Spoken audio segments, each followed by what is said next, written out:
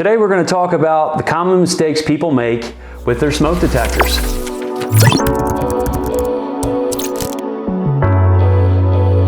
Hi, I'm John Musselman from Musselman Home Inspection. Hope everyone's doing well out there. On this channel, we like to talk about different components that make up our houses and how they work.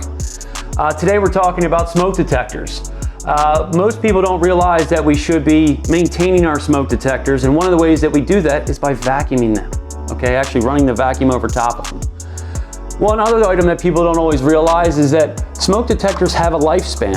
A smoke detector's lifespan typically is 10 years. How do we figure out how old it is? We have to pull it down. This particular one is a hardwired system, so that means if this one goes off, all the rest of them go off in the house, or at least they should. The way you understand that is by testing it. We'll do that in a minute.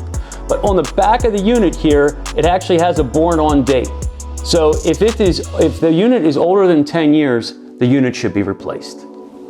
Let's put this one back up inside of here. The way we test them is press and hold the button and the unit will go off.